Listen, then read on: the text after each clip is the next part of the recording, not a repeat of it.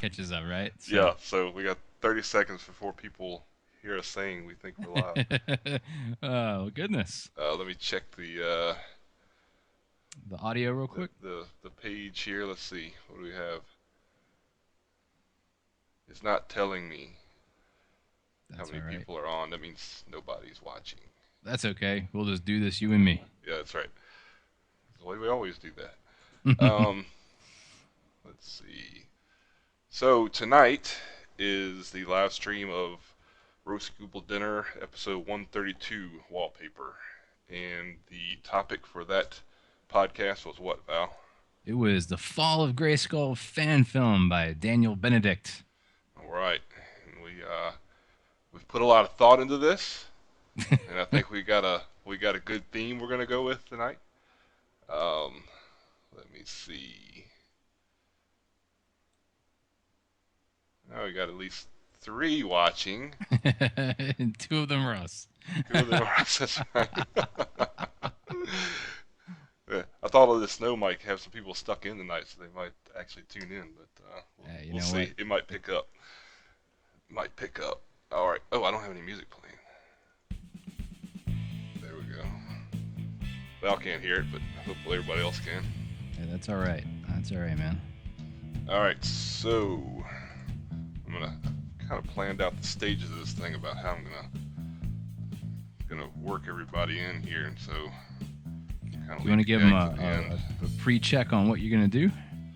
I was kind of gonna give it a little bit of a surprise ending kind of a deal, so I'm gonna leave like Oh. the punchline for the end. Okay.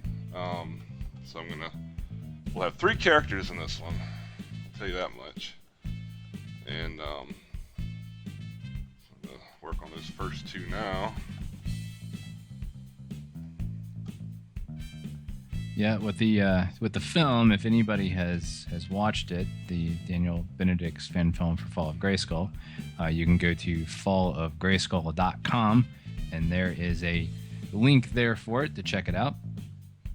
The particular movie has a particular core cast in there. It's He-Man and Skeletor, Tila, Evelyn, Shadow Weaver, and Triclops, and another character shows up at some point. He won't be featured in what Matt's doing, but there's a particular scene that takes place during the film, and Matt's going to, I believe, play to that for the the humor element of this particular piece. Yep. Let's see if I can get the characterizations the way I want to here. Yeah, so I'm guessing that's we're kind of zoomed out, but I'm assuming that is Skeletor. Yeah, that's right. I'm sure when you get in there working on detail, we'll get to enjoy some. I'm gonna splat out some gestures now, so we can at least get an idea of what I'm gonna draw. So it's starting the specifics too quick, and you end up running out of page or not being able to get the pose exactly the way you wanted. So I'm trying to get the mannerism in right now. Of He's dancing, man. He's dancing. Body language. Yeah, I'm gotta change some of this. He looks a little weird right now. This is the way it goes.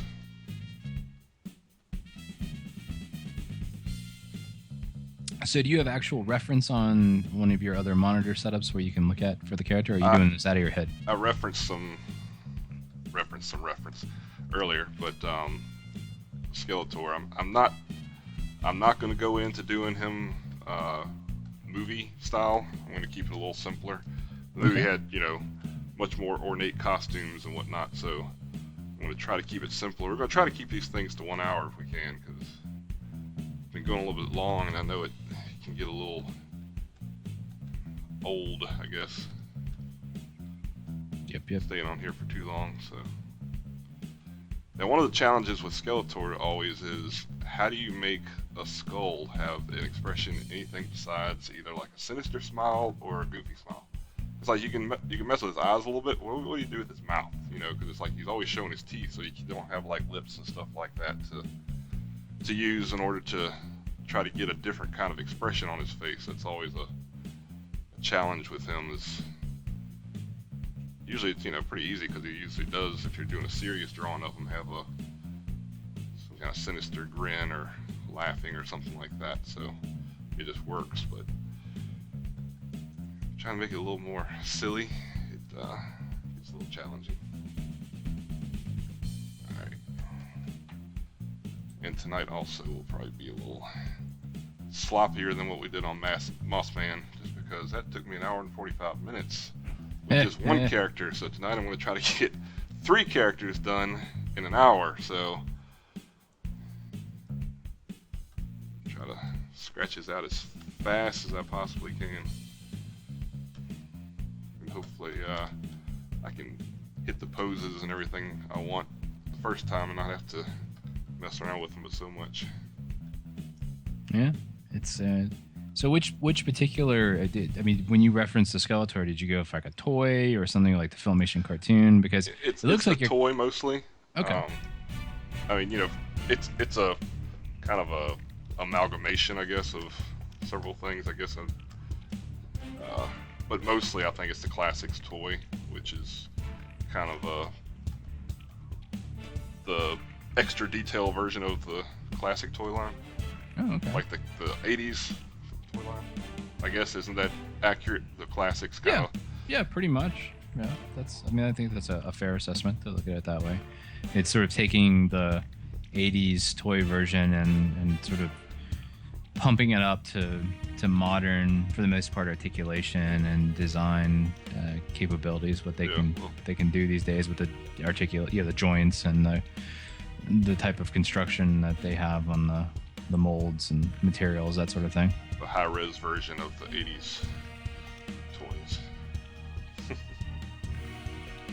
Yeah, it's kind of nice too because they're bigger than the vintage toys, so yeah, you kind of feel like a kid again holding that figure in your hand. Oh yeah, true. As a matter of fact, I actually got Skeletor right behind me. I forgot all about it. He's hiding in the my art supply cabinet right behind me. I think I'm gonna pull him out for some inspiration, man. There you go. There he is. Too bad I can't see it. I don't have Skeletor. Actually, I do. I've got the weird, what was the one with the dentist? Molar or something like that? Oh, Molar. How'd you get your hands on Molar? Did I get... On that Robot Chicken sketch. Yeah. I don't... Oh, I think I just saw it, happened to see it at Toys R Us one time. Toys R Us? It might have been at Big Lots or something. Big Lots? No, I don't think I got it at Big Lots. I don't go to Big Lots, but Yeah, I don't know. It could be. I just remember seeing it, and I didn't. I've got a He-Man that came with a Superman He-Man 2-pack, so that's the only Classics style. Oh yeah, He-Man Toys R Us got. had those 2-packs. They had a 2-pack that was it Skeletor versus Lex Luthor? I believe it was. Oh really?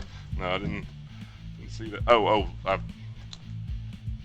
Yeah, I guess that would make sense. For some reason, when you said Lex Luthor, I thought Lex Luger, like the rest of From the wrestling. Yeah, me, the big Superman fan, I go Lex Luger instead of Lex Luthor. That makes a ton of sense.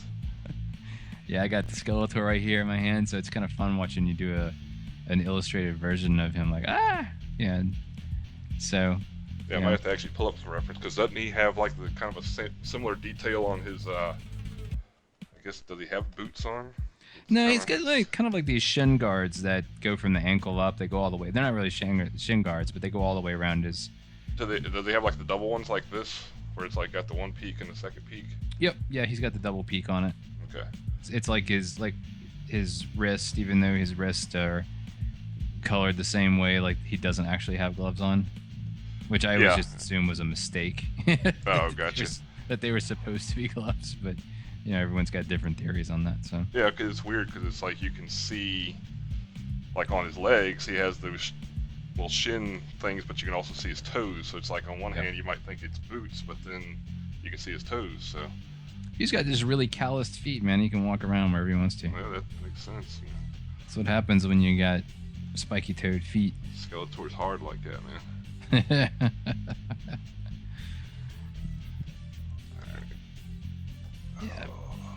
So like you put the one character in there, Skeletor, and there's going to be another character next to him. already have an idea of like the spatial relationship between the two, or are you just gonna kind of make it fit? Well, once again, the beauty of working in something like Photoshop is that I can, even after I get him in here, like I think I'm going to scale him up considerably. So I'm going to do all 3 characters on 3 separate layers, and then just position them the way I want after the fact, so that they work. So. Sweet. Yeah, you're like, oh, I'm not going to do much detail, and it already looks like it's super detailed. Well, you got to get the bits and bobs in there. Let's see. Nice. All right, so now here's my new layer, and I can. So I've got I got this layer, which is Skeletor, and I've got this layer, which is now going to be He-Man. So, and that's the first time. Oop, sometimes when you go out of Photoshop and come back, the pen likes to draw a lot darker. It's kind of weird, and you flip over to like a. That is strange. So it changes the sensitivity on the So you then brush? flip back to the eraser, then I flip back again to the pencil, and that's nice and light again. That's it's a little strange. bizarre that it does that. So what are you changing now in your settings?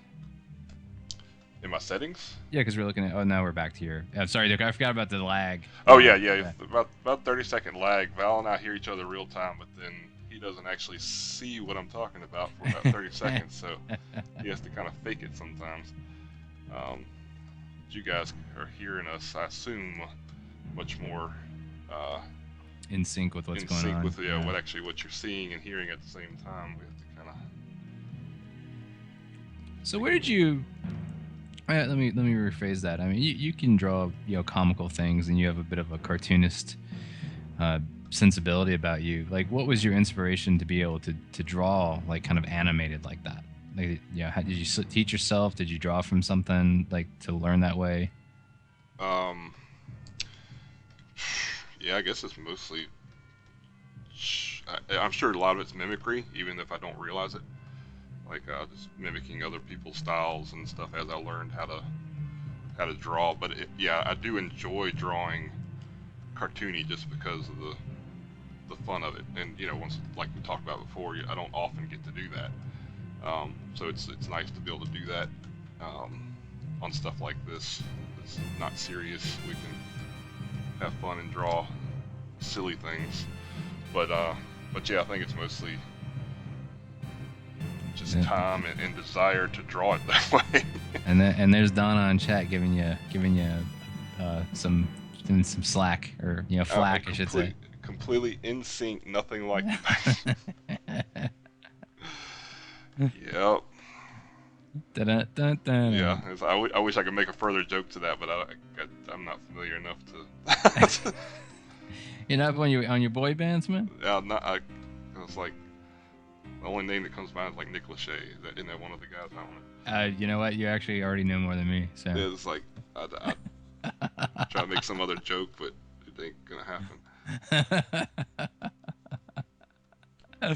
Oh my goodness. So what's He-Man doing? Is he shoveling a big mouthful of M&Ms into you? Ow! Is that what's going on? He's getting a little queasy. Nice. And now, when you said earlier, you were referencing the Skeletor toy from the current Masters of the Universe Classics line from Mattel. Are you doing the same thing with the He-Man? Is that what the He-Man is? Yeah, basically, it's. I don't know if you went and compared it to something, if it would be like perfectly in sync with something else. I usually have a little bit more fun with his hair because I think he has a goofy haircut. But, so yeah, I don't think it would be perfect to any one thing, but anybody would recognize him at the same time. You know what I mean? Yeah. As long as you get the haircut and the red cross on the chest, it's pretty well done in Nice. The furry underwear. That's cool. So, like, when you said you have fun with his hair, typically a lot of people think of him with the Filmation Page Boy haircut from like 30 years ago. What do you like to do for his hair, especially when you're doing something comical? I'm actually somewhere in between, like almost like what he has in the movie. A little, not a little more shaggy, not quite as perfect Page Boy look, So he's not like Dutch Boy Payne or something like that. Gotcha. But a little bit of the flavor of the 2002 stuff, the 2000X, whatever it's called there. Yeah, the 2000X like spiky hair. Yeah, a little more sloppy, you know, a little more of a. I guess he was kind of more short on top instead of coming all the way down to the side, so he had a bit of a. Yeah, he doesn't quite as shaggy, I would say, like coming down in length. Yeah. So, yeah, it's weird, you know, that original toy. It definitely, even though it's not Page Boy, it has a little bit of, you know, they sculpted a little bit of shape into the hair, a whole volume, so it's not all like uniform or manicured, like you've been to the salon that day or something like that. Yeah. Yeah. How do you feel about his, like, when you draw him comical? Do you give him for his furry shorts? Do you give him shorts, or do you like try to make him a little bit longer, like he's got some sort of furry loincloth on? Yeah, I go a little bit longer, kind of again like the 2000X stuff was. They had much longer loincloths with much less underwear looking and more loincloth looking.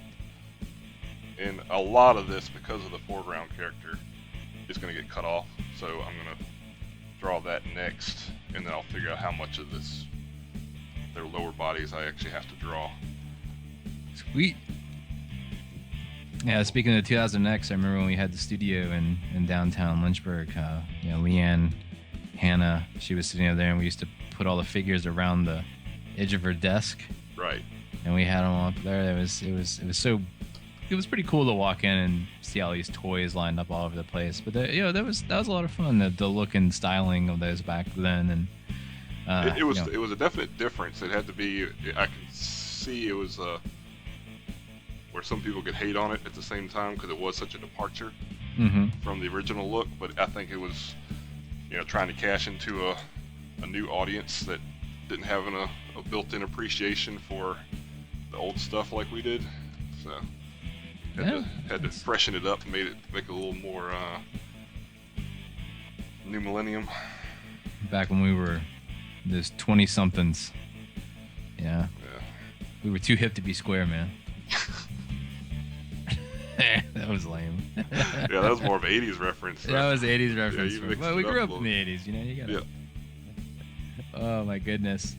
But yeah, at least we get the nod to an event that happened in Fall of Grayskull here. You know, you got these old school characters, but something that I don't think you're gonna do it quite like what happens in the movie, right? I mean, you're gonna do it a little more, just friendly. Yeah, exactly. A little, just more silly. Hey, look, and Lamont just showed up. Late, tardy to the party. Awesome. I still think he's eating a handful of M&Ms, man. Nom, nom, nom, nom, nom, nom. Hey, say what you want to say. I'm drawing on the wrong layer. You gotta be careful of that sometimes. Yeah, we can't see like your layers, so it's Yeah, I have to kind of flip over here, and I'll show you so here's the layers palette in Photoshop. You got the little navigator on the side here, but you can see if I can't show you both at one time. But you know what? For somebody that doesn't know Photoshop, what's the benefit of layers? Like, what are they, and why you're using them? Well, here I'll give you a prime example of why I use them. So we got He-Man, he's on his own layer. So whoop! Well, look at that. He's like totally separate from Skeletor. So it's like, oh, you know, I think I might want to make him a little taller. Here he goes, a bit taller. I can fill in the rest of his shoulder there. I'll probably keep him a little bit lower because he's kind of hunching over where the Skeletor is kind of jerking back, so we'll make him a little bigger. Oops, I'm going to enlarge them both. Lamont's over there talking about eating soup and sandwiches. I don't know what that has to do with layers, sir. If you had layers on your sandwich, I guess that would... You make it no sense. Had some soup and a sandwich. Did he go to McAllister's? So basically that's what it is. Like, layers are kind of like, in a way, like the individual stacks on pancake, like the different pancake stacks. Yeah, it's like, you know, just like you layer up a bunch of Yeah, anything, layer up anything. It's like then, like imagine some clear sheets of paper or like plastic, like the old overhead films, and you can draw on one and then lay another one on top of it, lay another one on top of it, and kind of layer them up that way, and then you can shift around the individual pages to get. I'm drawing on the wrong layer again. It's all Val's fault. Yeah, then you can shift things around to align things the way you want them. Sweet. So you already you already pulled down the opacity. Are you getting ready to go in and do a bit tighter on the line art now? No, what I'm doing now, in order to get the placement of the front figure, I just turned them down so that I could see where they are in relation to the front figure. I see it forming before my eyes. Yeah, 30 seconds behind there. So talking about things I'm already demystifying for everybody else. Nice. So this looks somebody's got a headdress on and shoulder. I don't even know what you call it. What do you call this big? It's like a collars? Big collar. Yeah. That's what I would call it. Now I don't have reference for the back of her, so I'm just gonna draw it. I mean, it'll just. Are you kind of trying to base it on the one from Daniel Benedict's Fall of Grayskull fan film, or are you doing it from like old school? I guess I could do it from the old school. Dude, toy. do whatever you want to do. As long as you recognize who the character is, right? Yeah, that's it. And from behind, I guess the colors will help with that a whole lot too. So what design are you using? Mostly the one from the movie, because that's what I actually looked at before I did this. But okay. Yeah, I guess the one in the movie has a particular what you're doing. It's gonna be hard to make out because there's no headpiece anymore, right? Yeah, exactly, because that's fallen off. So yeah, you can't get away with using all that. Is this character gonna go, get over here? Yeah, it's Ghost Rider. It's Ghost Rider's cousin Scorpion.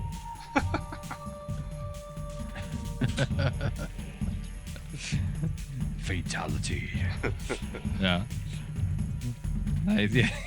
Ghost Rider. I definitely had to make sure the colors do it because somebody like, dude, he is drawing Ghost Rider. What's going on? Yeah, this is actually just smoke. It's not. I guess I could have done it more like cartoony, like this little tiny stream, like this little like all black here, and this like little tiny stream of smoke going off like this. Well, in case anybody doesn't know, this particular character, who is female,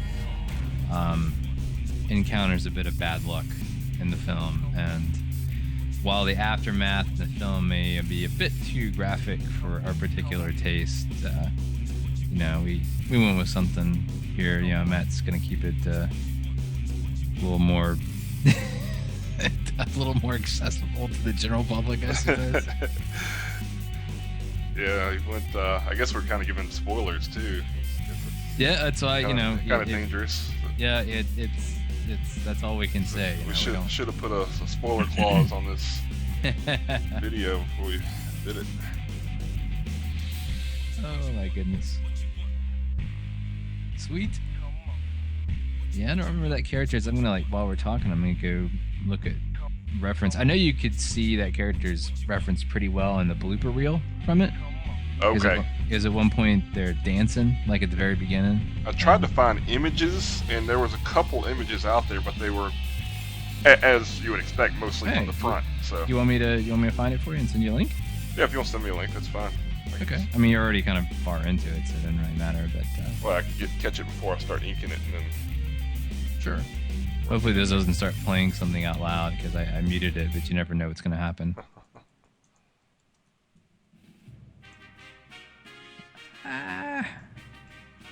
Yeah, doing it live, folks. Doing it live. All right, let me find it here for you. Because I know you can send like a link Yeah, directly to, right to the time. There we go. Yeah, buddy. Oh, so you're sending a link to the actual video. Gotcha. Mm-hmm. Right at the moment. Or do you want me to do a screen grab for you? Yeah, if you can do that, it'd be easier for me. Yeah, sure. That way I wouldn't have to try to watch a video while I'm doing this at the same time. Yeah, we keep it classy. We're true professionals. Yeah, we got all this stuff figured out ahead of time. Quite prepared, yeah. We pretend we don't so you can laugh at us, but we got all this figured out. Oh my goodness. Does she have a cape? Not really. No, she has. She's pretty much bareback, really. Yeah. Okay.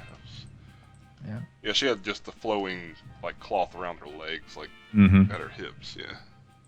You are correct, sir. You are correct, sir. Lighten this up, make it a little more detailed, visible for you. Cause I'm just a bro like that. That's cool, man. I appreciate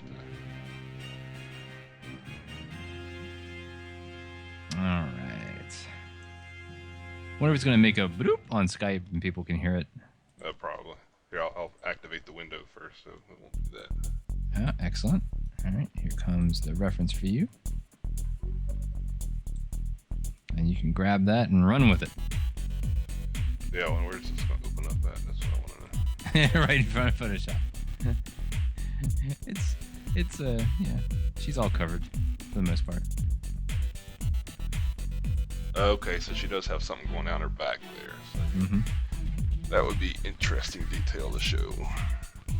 Oh, and then the collar just kind of comes up like this. Yeah, like on either side, kind of flanks like spikes. Yeah.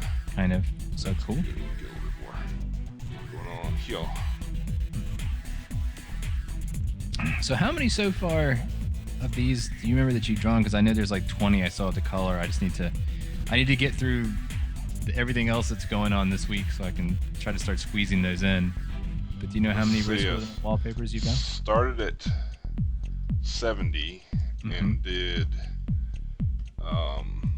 through like 113 or something like that.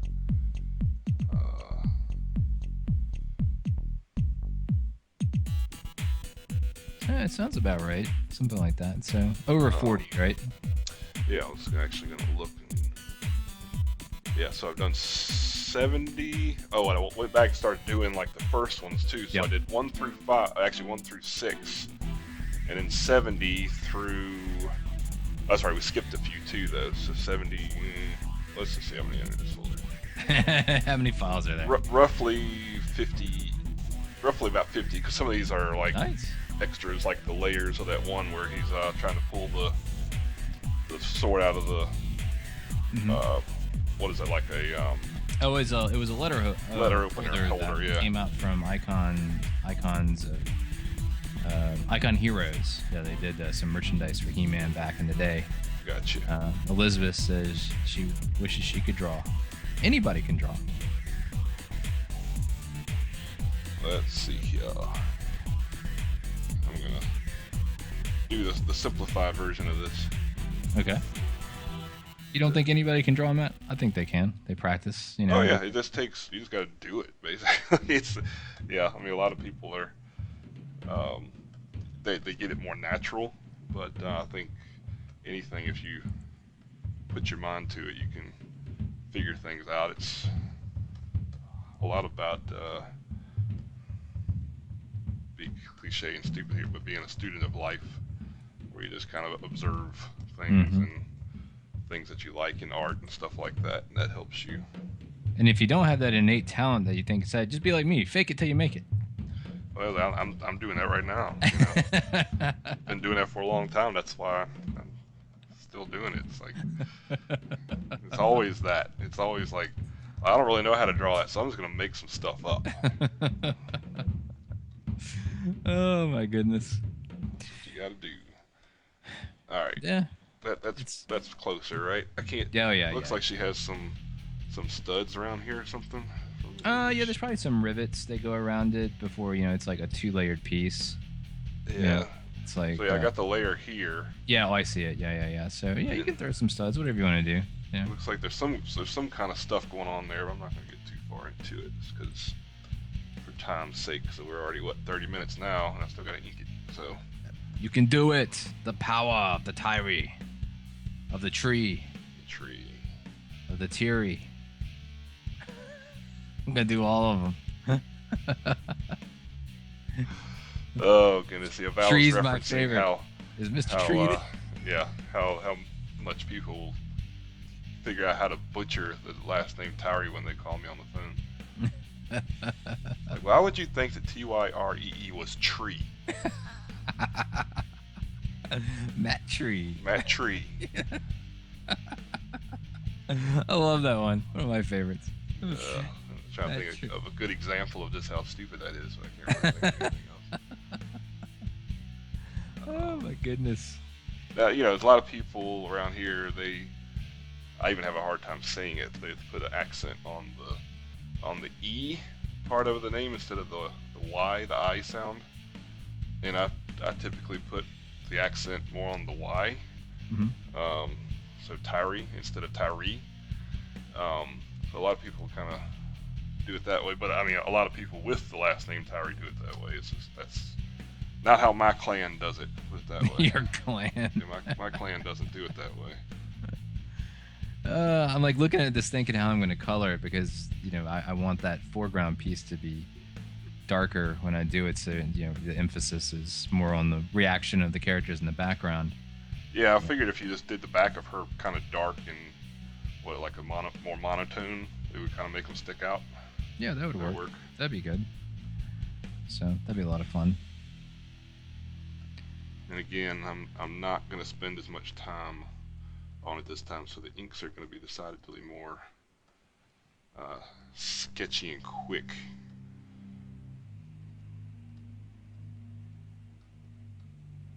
Sketch it. Sketch it. So like when you draw different things, you know, different materials, how do you go about trying to simulate so it's recognizable? For example, like smoke. Like, how did you learn to make, like, you know, what makes something look like smoke versus like a flame? Yeah, well, it's you know, in black and white, things can get confused a little bit easier. I mean, this could totally be flames. You know, the way I drew it, and a lot of people are much better at drawing, like you said, like these texture-y kind of things than I am. But just, you know, with smoke, like I said, I could have done a much simpler, you know, kind of more cartoony, where there's like this little bit of flame left or whatever, and there's just a little trail of smoke going on. I mean, it's kind of a student of life kind of thing, where you kind of, there's a candle burning, and you don't just sit in the room with the candle burning, you look at the candle, and it's like, what does that flame look like, and what does the smoke look like when it's coming off of it? You know, how does it react and look when it's moving, and try to take snapshots of it, you know, with your brain. You know, what does that look like when it's frozen? So yeah, it's just look, just look at stuff. What do you think for you personally, some of the hardest surfaces or textures or things are to replicate? Shiny metals are one of the harder ones to actually get accurate, because, I mean, you can kind of just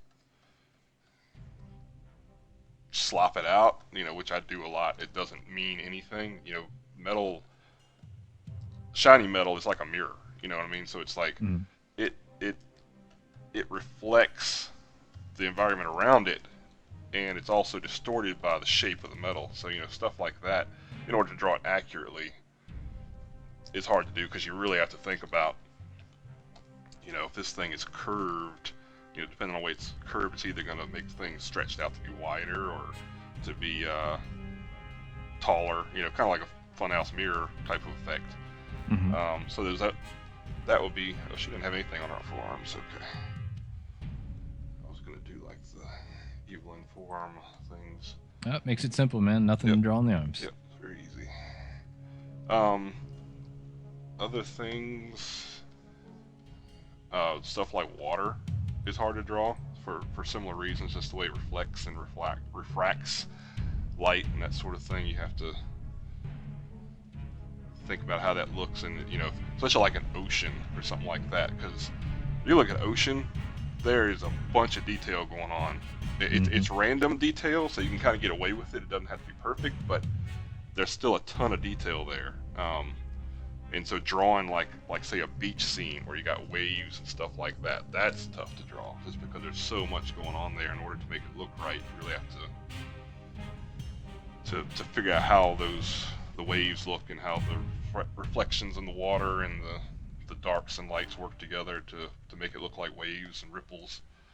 That's fun. Elizabeth is curious how crazy expensive the software is that lets you draw on a PC like that. Photoshop, I think last time I checked, like by itself was what, like $600? Sounds about right. It's actually cheaper by the program to, like Val and I and most people I know work with what's either called Creative Suite or now it's Creative Cloud. So and then it just depends on Adobe. Yeah, Adobe. Yeah, thank you. So then it just depends on which package you get. How many programs are included. Well, I guess now with the Creative Cloud, you kind of get all or nothing. Yeah, it's like one or everything. It's like you get like one for like $10 a month, or you get everything for $50 a month. So it's like, okay, I'm going to use 3 programs, which, what am I going to choose to do? Actually, it's $20 a month for one program, right? Something like that. Is that right? Because I remember it was like, when I was thinking about it, I was like, okay, if I want to use 3 programs, it's totally not worth it to get them like one at a time. It's might as well get everything, and that's obviously what they want everybody to do. Sure. Get more money out of you. But yeah, it can be expensive. There are lots of drawing programs out there, and some are cheaper than others. But as far as the best utility program, is like, if you can only afford one, then Photoshop is the one you want to get. And and a lot of people, if you're just starting out and they want something that's free, there's a program that's still around called GIMP. Oh yeah, right. That is free, and you can try that to kind of cut your teeth on illustrating. I've never used it myself. Somebody here may have, but I don't know how it works with like the hardware that Matt's using to draw with. I would assume, because Photoshop doesn't know I even have a Cintiq. It doesn't. So it should be independent, and then you can just set up. That was thick. The Cintiq software to set up different. Like I have. If you're watching on one of the cameras, you'll see me pushing these buttons over here. Like I've got one to zoom in and out, and one that would like let me transform things, stuff like that. That's specific. Those commands are specific to Photoshop. So when I set those in there, if I were working with another program, I'd have to put in the commands for that program. Like I couldn't use the same ones that I would use on Photoshop. Gotcha. Now to go back to the detail, the conversation we were having, our man Ranak is on here. Okay. Ranak. And he also pointed out that tree bark is another difficult one, and Lamont who's on there. I know he knows all about the textures and whatnot. But what would you give advice to people that are looking to illustrate who may be compelled to focus on the detail? And two examples that I would give, because I remember in my early days doing this, which is hair, where hair sucks. Yeah, you're aware that there are individual strands, and the other one is sand, where you're aware there's individual grains of sand. Yeah. So, what would you advise to people that are trying to draw those surfaces? What kind of trap they might fall into by worrying about the detail of the precise. Yeah, that's exactly it. You worry about. You have to figure out what the major structures. Like I think Val, last time we were doing this on the Moss Man, he was talking about how hair naturally clumps into larger structures. So you don't necessarily draw the each hair like that. You'll draw like you separate it into larger chunks, and then then you go by kind of the hair color of somebody. So if somebody's blonde, would get less detail in their hair than, say, somebody's brunette. You might add a little bit more shading, a little more detail here and there. Although the brunette would also get a lot more spotted blacks if you're doing spotted blacks. Which spotted blacks is just when you've shaded an area. I got kind of one right here on the inside of her jaw. But yeah, so I apologize. I split my focus sometimes. I start getting tongue-tied and repeating myself. I sound like a yeah, plus I sent idiot. you a little notice there in private to further distract you. Yeah. What? Yeah, anyway, so with hair or with tree bark, with any of that kind of stuff, you just want to hint at it. Like, tree bark, obviously, there's detail everywhere. But what you want to hit is, just a hint of what the overall texture would be. Like, if you got a tree and you got all this texture going on all over the whole thing, well, that can get really sloppy really quick. So it's too much of it. So, if you just draw a tree and you just draw a little bit, especially if the light's coming from this direction, add a little bit more here, get a little heavier on this side, and then just, barely, obviously it's horrible quickly, but just to give you the idea that you don't need to draw every line that would be on any oak tree that you look at. Just hint at it and let, brains are pretty awesome things. They can interpolate a lot from a little information. So Yeah. you don't have to give everything. And there's some people who paint photorealistically, and of course they're getting much more into it. But even then, if you got in close, you'd realize that it didn't draw every little detail. It would take forever to draw it all.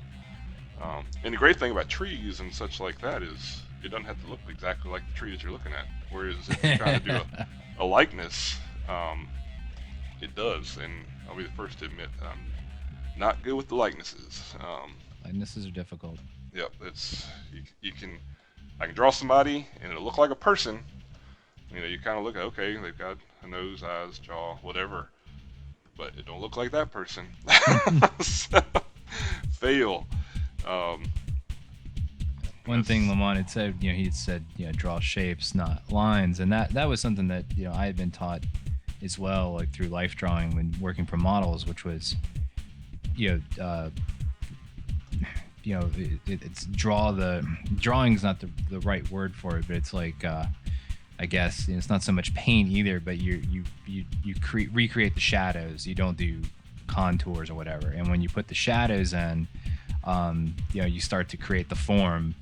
And it's kind of the same thing with like a tree or whatnot. If you draw every little piece of bark, it becomes like a flat surface. If you focus on like the shadows, you got to think about the lighting on them, absolutely, Yep. or it becomes flat. Exactly, it'll give you the detail and also give you the volume of the piece that you're drawing or the object you're drawing. So it's it's kind of weird, we're in a way, like when you're an artist, you're it's sometimes trying to undo those basic steps you're taught young about how to illustrate, like drawing lines to create contours of things when you shouldn't do that. It's when you're doing the kind of art I'm doing here, obviously lines are what make it up. But especially painting or something like that, the Mona Lisa doesn't have an outline. She's colors and shapes. She's not an outline. If you look at people in real life, they don't have a line drawn around them. And like Val's saying, it's like that's the way you learn when you're young, is everything has a line around it. Like when you're trying to draw a person, when you start with a stick figure or whatever, it's all based on lines because that's the only way you can kind of quantify the shape that you're looking at. But later on, the more you invest your time in learning how to draw, you realize that everything is made of volumes, not outlines. So they should also not we should not start learning to pencil with number 2 pencils. Why? Everybody does that. This is so horrible for drawing anything in pencil. It's hard graphite. Ugh, what a horrible concept. And I never knew any better. So Oh, I mean, anybody who starts learning to draw like as a kid, that's what they have available. They got a bunch of yellow pencils laying around. So what are they going to draw with? Yeah, the first time I've learned about the different consistency of graphites, it blew my mind, man. Oh yeah. So yeah, I used to I was so used to the density and the line that a number 2 pencil or something like, or I guess it's what equivalent to like HB sort of. Yeah. 2B or B or HB. 2H, number 2 is like a 2H. I think, pretty sure. Don't quote me on that. Yeah, I didn't know whether it was a B or it was I thought it was a little bit softer than 2H because 2H is actually. Lamont says 2B, so I'll go with 2B. Yeah, so I thought it was a little bit on the softer side, but I would get a 2H, and I'd start sketching. And when you're working with a 2H, you want it to be kind of your sketchy part. That's where you're just laying in your lines and you don't want to get too heavy. You just want to kind of put that in there, and then you go back with a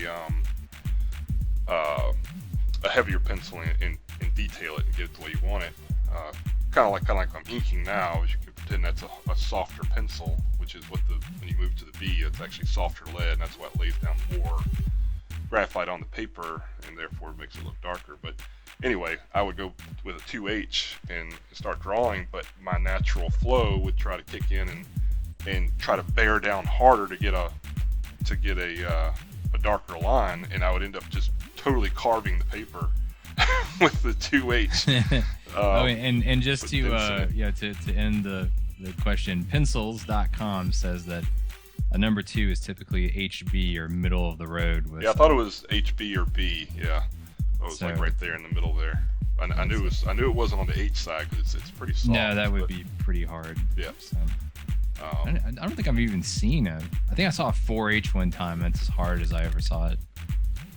Yeah, I've had some pretty soft leads. Now, where's F? Is that just a little bit? Looks like it's softer, a little bit harder than HB. A little bit harder than HB. I was like, why do we need F? But I've actually got some F leads over here. Maybe F is in the middle. I don't know. It looks like it's 2H, H, F, HB, B, and then goes down from there, 2B, 3B, Gotcha.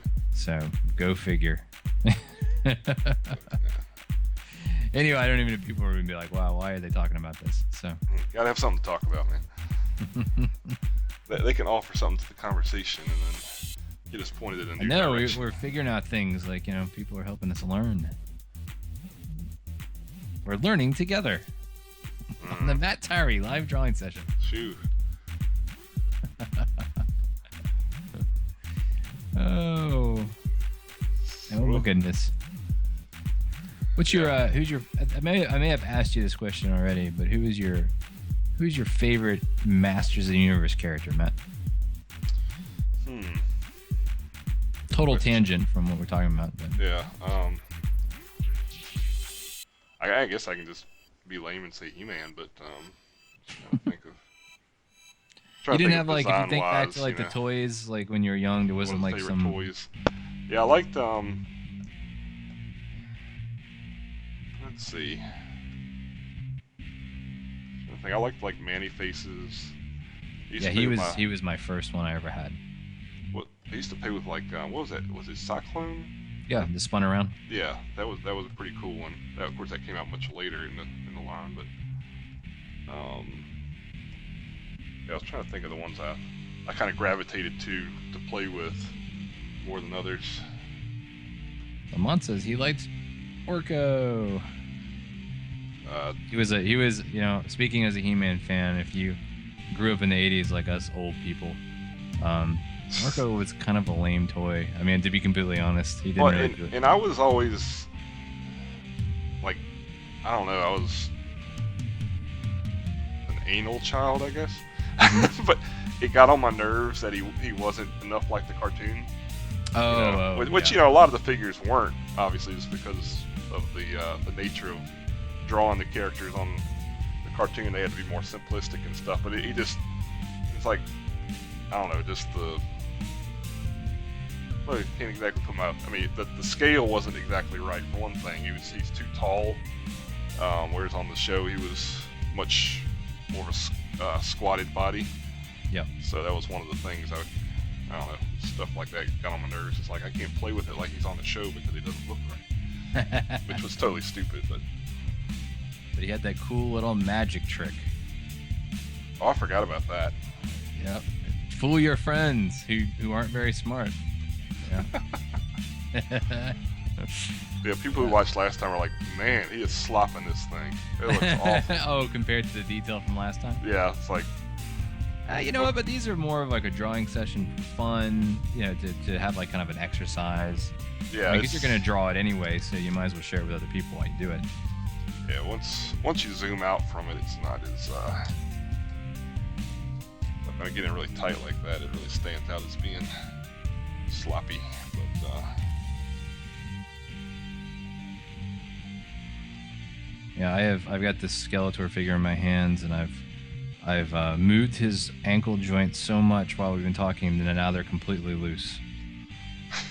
trying to make it look like what I'm doing here or something. No, I just that's my fidgeting. I'm just moving the foot back and forth, and now he can't stand up because they're so loose. So, you know, and a little tip for people out there that I learned: if you collect action figures, you can put a little super glue in that joint, and then break it up, and it'll help tighten it up a little bit. So, I'm sure there are many other tips to doing that I've overlooked, but that's a quick fix if you like to pose toys and pretend that you're not an adult anymore. There's nothing wrong with being where's the fun in being an adult? Yeah.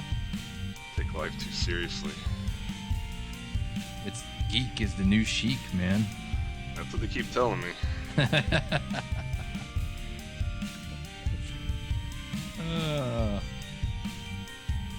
So that's good. So you use the ocular cavities of the skull to give him more emotion. Yeah, exactly. You kind of have to do it, like I said, with a skull. It's like, what kind of emotion can you get out of a skull? Now, they already look like they're grinning. So exactly. That's why it's kind of like you have to do something to, like, how do you draw somebody like repulsing when it's a skull? You get that emotion on their face. It's like he still looks like he's like, ha ha, you know, he's just laughing.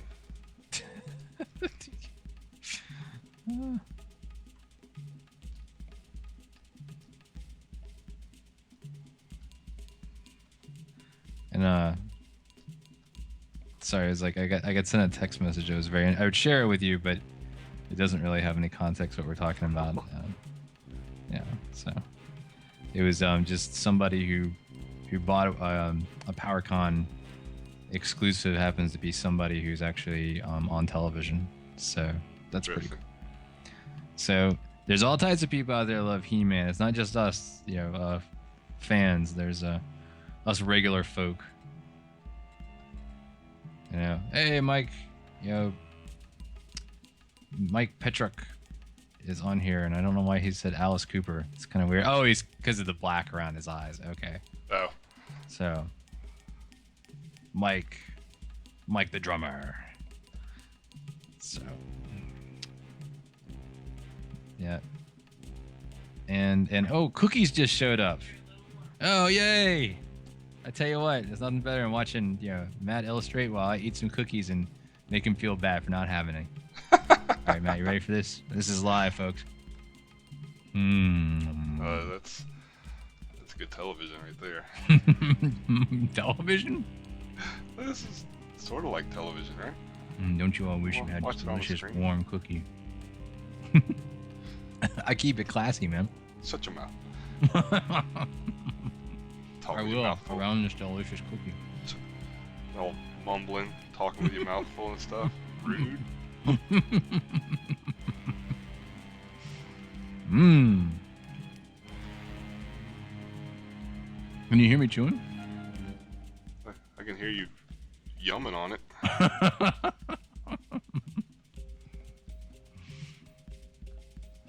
I'm not repulsed enough by what's happened to that character to not eat a cookie. I guess I did what I was supposed to do then, and oh, my mouse battery's about to die. It's had enough. How often do you and so you use a wireless mouse, which I think a lot of us have switched to these days. Mhm. I would think it goes without saying that you use your mouse more than the average person. How often do Yes. you go through batteries on a wireless mouse? This new one chews them up a little faster than my old one because I guess it's a gaming mouse, so Mhm. it has higher resolution and I guess better tracking. So I don't know. That's the excuses they use to make it eat batteries faster. But I guess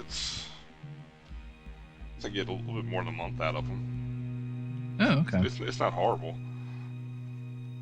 but yeah, it's worse than my last one, which was lower resolution, and I also like all the reason I go with gaming stuff, and I do enjoy video games from time to time, but that's not the only reason I get gaming peripherals like that. It's because they have programmable keys on them, so I can set them up to do different functions in Photoshop or Illustrator or whatever that help me do things faster, because you can even do macro-ish kind of things where you can make it do several commands at once and chain them together, whereas I would have to do that manually with the keyboard. I can actually make it just do that as a macro on just with one key press. So stuff like that helps, not just for gamers.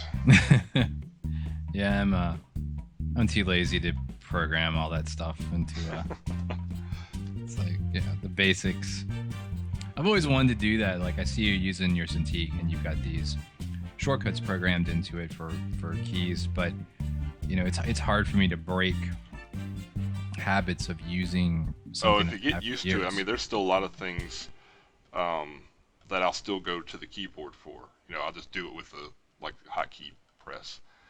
Even though I've got it programmed in other places with the best intentions of speeding myself up, it's like you say, that muscle memory just wants to kick in and do it the old way. So. Oh, I'm still trying to, as I had mentioned online, people who find out when they see me color is, now I have that dual monitor set up, and I'm still trying to break myself of the habit of doing things via one screen. It just takes some time.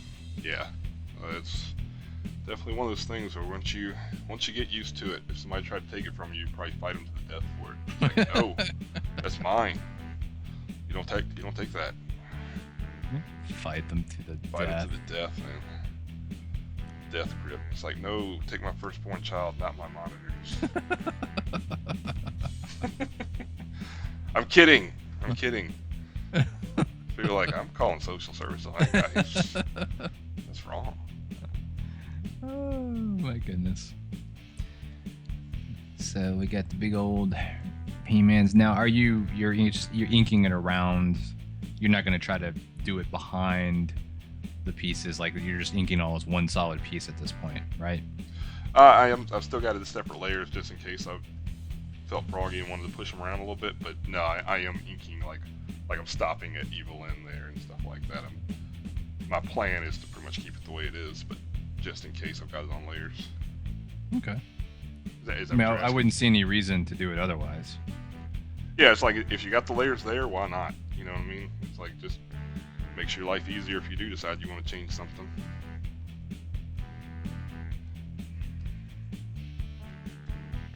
I concur.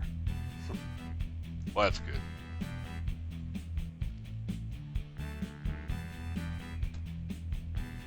Yeah, it's kind of weird. It's like for this particular piece, I wish we could talk more. We don't give away spoilers for the film, but it's like why this is happening. Why they're shocked about what they're seeing. Well, for the sake of this piece, it's because it's disgusting. Like, whoa, I didn't even see that. That's the reaction they're having right now.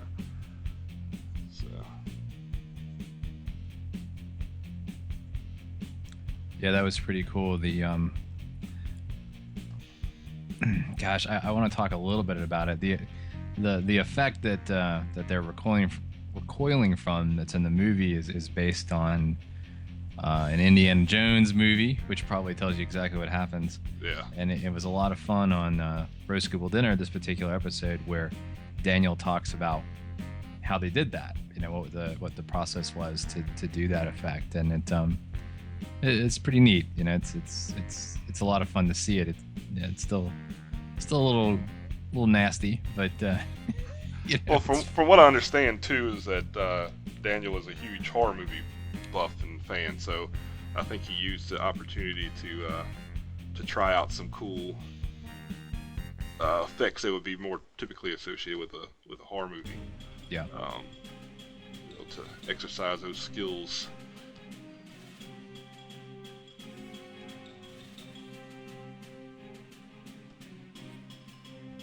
So he's definitely not eating a handful of M&Ms at this point. Safe to say.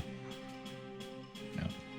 And these cookies, by the way, have M&Ms in them, just so you know. Oh. That's. Do you want me to eat another one for you? Nom, nom, nom. If you feel froggy, man, you jump. I don't want to just wolf it down, like just put my mic on mute and like, nom, nom, nom, like for like 10 seconds, pull a cookie monster over here. Nom, nom, nom, nom, nom, nom, nom. Now I want to do something that has see, there you go. You got the squinty lines, like the eyelids underneath. Of course, this is coming in a little late for me on He-Man, but when you're doing cartoonish expressions, I mean, where do you learn the expressions from? Like, I know you said mimicry is a lot of it. Yeah, and it is a lot of it. You just kind of learn. You see other drawings and stuff like that, and it's like, oh, okay, that's a great way to get away with that, and to indicate that emotion or that expression with as few lines as possible, which is usually what you're doing with a cartoony piece. It doesn't have a ton of lines to it. It's pretty simple. Well, do you have a cartoonist or an animator who was a particular inspiration for you at any point?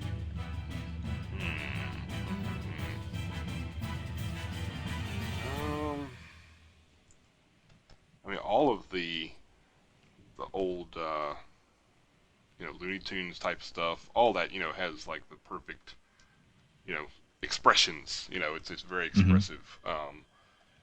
Stuff like that. But I mean, there's lots of comics and stuff out there that have more. Oops. Val got me talking, messing stuff up. You're doing good on time, man. We just hit the hour mark, so. Oh, okay. Well, getting really close. For 3 characters, I knew it was going to be a challenge. Like I said, so there's a lot of him that I didn't have to draw just because that other character was in front, so that worked out well.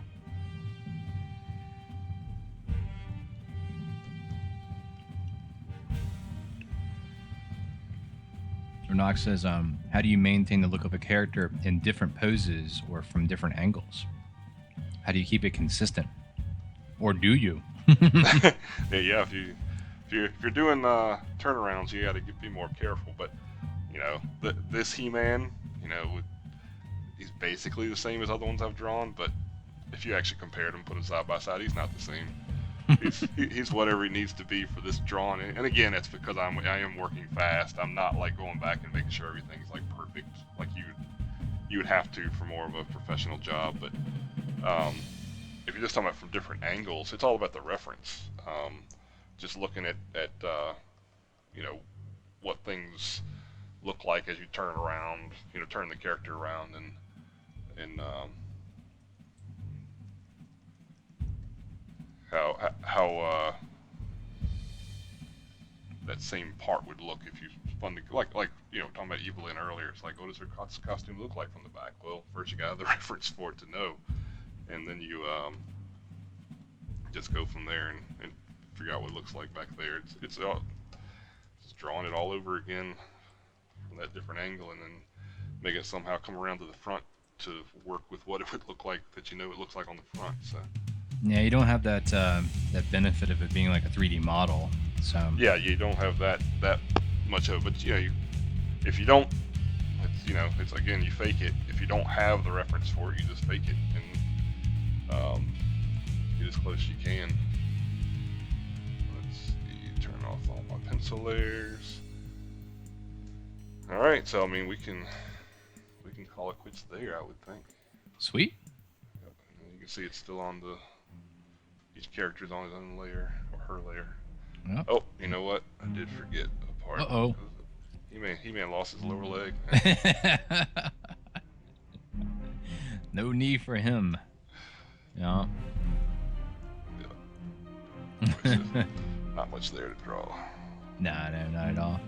It came out nice. I mean, for an hour, you kind of cranked it out, and Yep, definitely had to put the pedal to the metal on this one. which is good for a fun piece, that you don't make any money Yeah, this on. is probably probably how much time I should spend on all of them. I just get carried away sometimes. Now, are you going to be okay like with his foot just fading out like that, or do you want me to Sure. finish? Yeah, Okay. that's absolutely fine. Okay.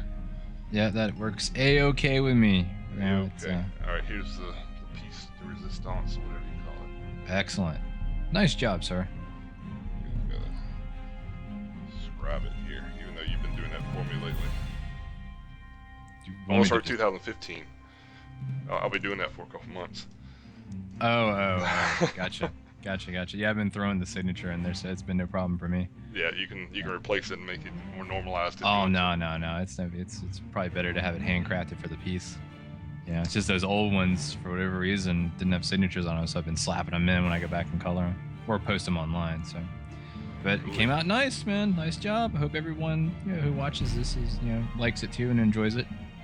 Yeah, I hope everybody had a good time and you didn't feel like you totally wasted your night. It's 8 o'clock hour. That's when all the good shows come on, right? So anyway, Hey, you know what? If they didn't see us live, then maybe they're watching it, on a archived recording. yeah, that's right. Yeah, this could be later. And this time I did pull the chat into the. Hopefully nobody said anything bad. These bad people out there. Well, if you are watching this on an archive recording, you should come watch it live so you can participate in the Q&A and ask questions. Yep, you can slap some extra chat lines in there if you come and join us. Anyway, guys, I do appreciate you coming out again and checking it out, and I'm hoping we'll be doing these now that Val's back on the normal recording schedule for Roast Gooble Dinner. Soon we'll be doing, or at least have opportunity to do a lot more of these. So, Yep. see if we can do it more regularly where people actually expect it, not just are surprised by it. Agreed. All right, guys. Well, thanks a lot, Val, again for getting on here and filling the dead air. Yeah, thanks again for doing it. Yeah, no problem at all. No problem at all. All right, everybody have a great night, and I appreciate it again. Thanks.